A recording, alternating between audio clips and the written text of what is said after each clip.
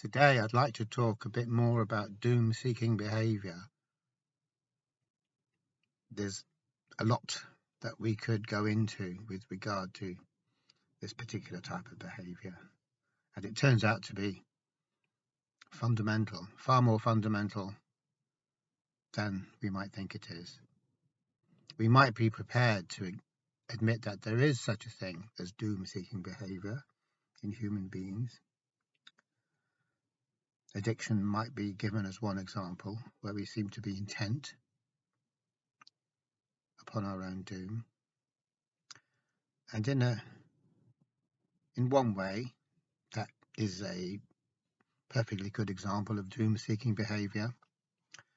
But to tend to focus on addiction as if it was a kind of a special case or just a thing that happens to some people is completely missing the point. So if we try to talk about doom-seeking behaviour in terms of addiction, we aren't really understanding the principle at all. The principle applies to each and every one of us. And even if we think we're getting on great and everything seems to be fine, the principle of doom-seeking behaviour still applies to us. It's just that we can't see it. It's an invisible thing. When it's actually visible, that's not so bad because we can learn about it. When doom-seeking behaviour is totally invisible, as well as being validated by society or by the collective of human beings who are partaking in this behaviour, then of course that's more trouble. That's a lot more trouble. So in order to understand this, what I would call a truly essential, truly fundamental part of mental health, what we need to do is look at the anatomy of the ego construct, so to speak. We can call it the ego construct for want of anything better to call it. Some other sources would call it the I concept, which Wei Wu Wei does. Others would talk about the self-image. There's lots of names, but we'll call it the ego construct. So the thing about the ego construct is we're not particularly interested in its anatomy. We don't spend much time looking at its anatomy and what drives it and what its psychology is. We don't give it the proper attention we should do. And the reason for this is that we've got a blind spot. And we've got a blind spot because we think that the ego construct is actually us. It's actually who we are. So this prevents us from seeing it. We can never ever see anything about the ego construct as long as we're suffering from the unhappy delusion that this is who we actually are.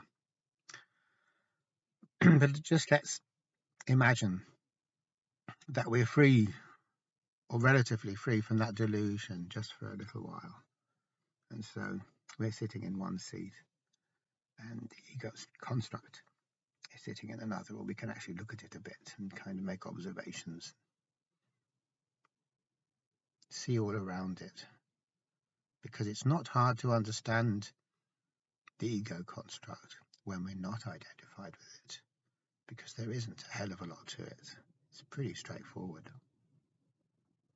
And what we can say, if we want to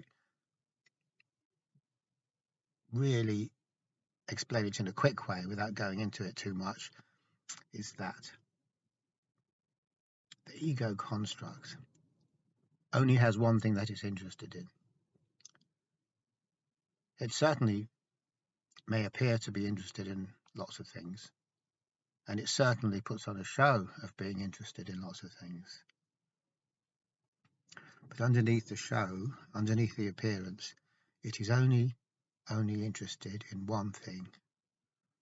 And we can see that as soon as we get to know about the ego construct. It's very easy to see. So one way of talking about this one thing is we could say what the ego construct is interested in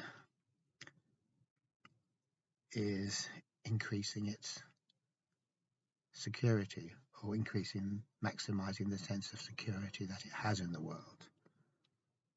That's one way of putting it, and it's a good way of putting it. So this is what ego construct is always trying to do. No matter what it does, it's trying to maximize its sense of security in the world by whatever means. Now we could question that and object to it and say, well, maybe the ego doesn't have to do that.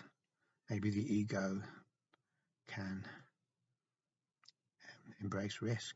Maybe the ego construct can embrace its own vulnerability.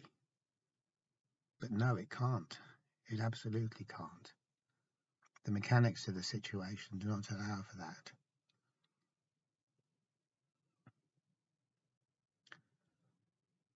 And this is a bit like saying, as Anthony de Mello says, that everything we do is selfish. Even if I go around being unselfish and helping people, I do that for a selfish reason. I do it because I want to be good. I want to have a good opinion of myself and not see myself as a worthless person. It's important for me to see myself as being worthwhile and being moral and doing something helpful in the world. So I might act altruistically on this for this reason, which is a selfish reason. So Anthony de Mello says, we are selfish. That's our nature to be selfish. And even when we fall in love selfishly because we want the other person for us and we don't want to let them go, which is selfish. We don't want to let the other person go because there's security in it for us. So then we have to look at this question of what does security mean? And we use the word security a lot, or you could say, oh, he's very insecure, or I'm feeling insecure, which is another way of talking about security. But what do we mean by security? It doesn't just, obviously, it's not just talking about physiological security, that I look after my biological health. That can be part of it, but we're talking about psychological security. And psychological security comes down to maintaining our concept of ourselves, which in turn comes down to trying to get things to be the way we think they ought to be, which is a function of controlling. So when we control, we are trying to get things to be the way we think they should be, very obviously. And we can also say that when we control, we do so in order to increase or maximize our sense of security, which is why we all love controlling. And so the ego construct loves controlling. It doesn't ever do anything other than controlling, which is an astonishing thing to see. It cannot stop controlling, even if it recognizes that its controlling is causing itself pain and distress, i.e. maybe the ego construct is getting a bit obsessive, or even more obsessive than it usually is. In that case, what we do, we try to control ourselves so as not to control so much, because there's no other thing that the ego construct can do. And I know I'm repeating this over and over again, but it's something that we don't usually see, because we cling to the fond belief that the ego construct can let go of controlling. And all the other ways of putting this, we cling to the belief that the ego construct can accept things as they are, exactly as they are, which it can't. We cling to the fond belief that the ego construct can stop judging, stop evaluating, which it can't. It has to. It can never stop doing this. Which isn't to say that people can never be non-judgmental or can never let go, but simply that people, when they are identified with the ego construct, cannot, etc., etc., which is an important distinction, particularly if we don't realize that we're so identified with the ego construct. So the reason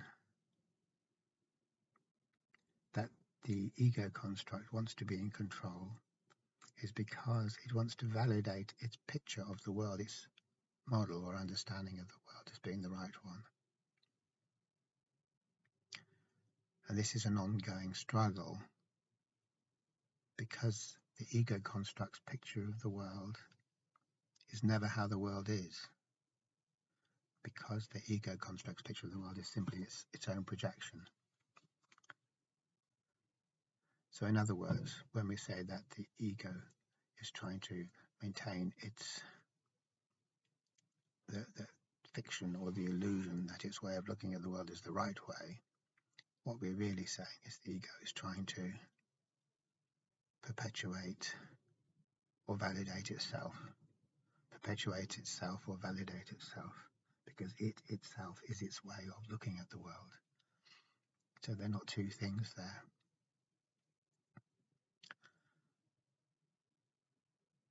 So the constant struggle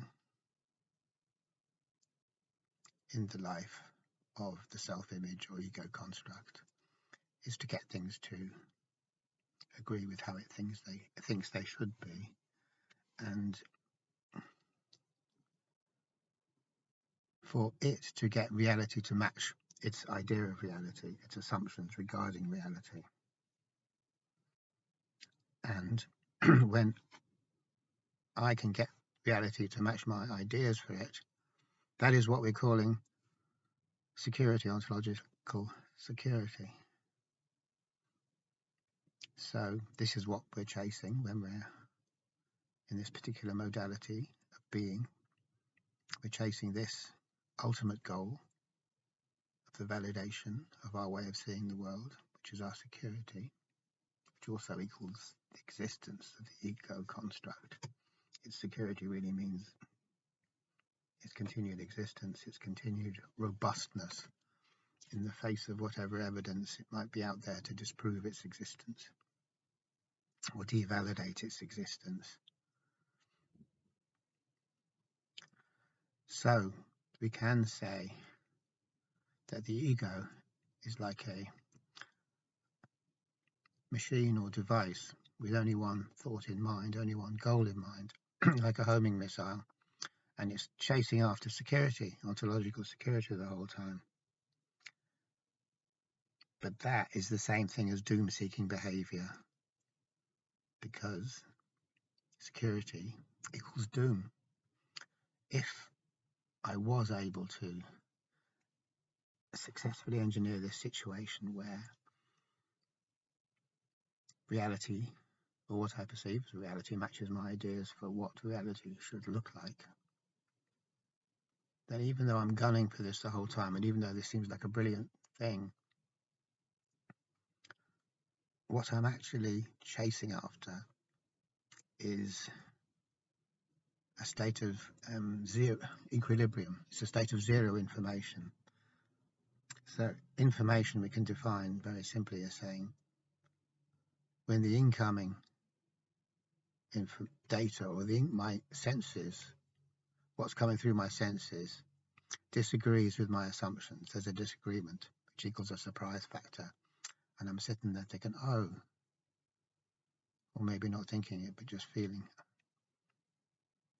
that's not what I thought reality was at all. So reality is surprising me, basically. That's information. And information can also be related to what reality in its essence is. It's a surprise to us. Reality is never an echo of us. An echo of us is just an echo of us. And An echo of me is an echo of me, but I'm only the ego construct, and that is a construct. It's a made-up thing. So when I successfully engineer a reality that matches what my ego construct wants it to be, I've sealed myself off in a private universe, a private bubble where the ego perceives its own projection as being reality when it isn't, because reality is never what the ego self projects. I can't project reality. I can only project myself, and I'm not real, speaking on behalf of the ego construct. And it's fine for the ego construct not to be real, because it is a construct. It's just an idea of myself that I have, and it can be useful, so I use it. It's a convention, exactly like a menu. It's a convention. You can't eat the menu, as they say, but you can use it to guide you and maybe think, well, I'll have this or I'll have that, or no, maybe I'll have that, because the convention of the menu is guiding us in a helpful way. If we try to spend our life just eating menus the whole time, that's not so helpful, because we'll starve to death. So in the same way, the ego construct is a useful way to relate, as long as we see it is only a way to relate. But when we take it as being an absolute reality in itself, then we fall into this trap whereby there's this urge for this supposed absolute reality in itself to keep on validating itself. And we'd have to ask where that urge comes from. So obviously on some level, even though we don't know that we know it, we know that there's a need for the validation. And the need for the validation comes about because of a lack of validity in the first place, i.e. a lack of reality. So there's an illusion there. And when we believe in the illusion, we can only do that by controlling, by engineering things so that we never get a glimpse of anything that's going to contradict our precious beliefs, our precious assumptions. So our goal the whole time is to reach this happy state where our assumptions are confirmed and our beliefs are confirmed, because somehow we think that's going to make us happy. But it doesn't make us happy, because we can't get happy from divorcing ourselves from reality. There is no happiness to be had there. All there is a kind of terrible alienation, stagnation, and isolation. Lots of those sort of things that aren't very good. Lack of meaning would be another way to put it. Trapped in a tautological loop of meaning that I've made myself that isn't really real, but I keep forcing myself to believe because I'm afraid of not believing it, is not a nice situation. In fact, it's a hellish situation. If we could gather together enough imagination to just to kind of dwell upon that for a moment or two, that kind of loop and the dynamics of it.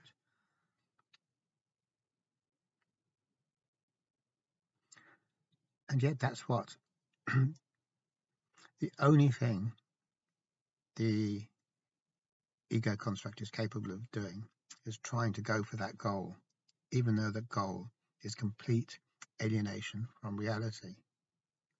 So we can also say that the goal is mental ill health, because we can make the quite reasonable assumption, or we can suggest that complete and utter alienation from reality is mentally unhealthy. It's okay to kind of go along that route and say that. It's kind of fair enough, really.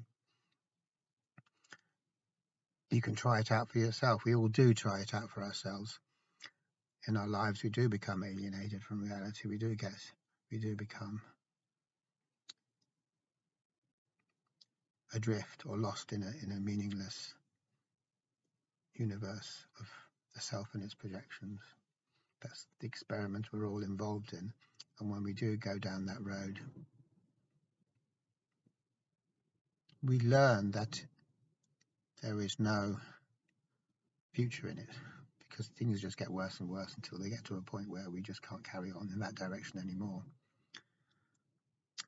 And that's that point is where consciousness starts to disidentify with the ego construct. In other words, in mystical terms, we start to wake up, and it's the pain that wakes us up, not any nice feelings, not any nice affirmations and all that kind of stuff. That doesn't wake us up, obviously. What wakes us up is when we've hitched our wagon to the doom-seeking ego construct, and it's led us to our doom, and we start to realize that this is a doom, and then that wakes us up, because we have to see things in a completely different way. Then that's what is good for the ego construct is not good for us, and that the mind that's acting as our sat-nav is giving us the worst possible advice and instructions the whole time. The mind that is actually controlling us, controlling everything about us that we identify with and think is us.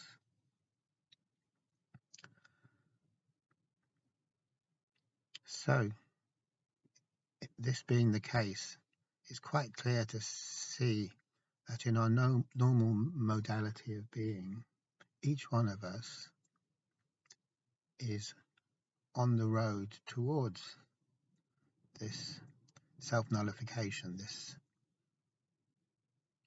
alienation from reality.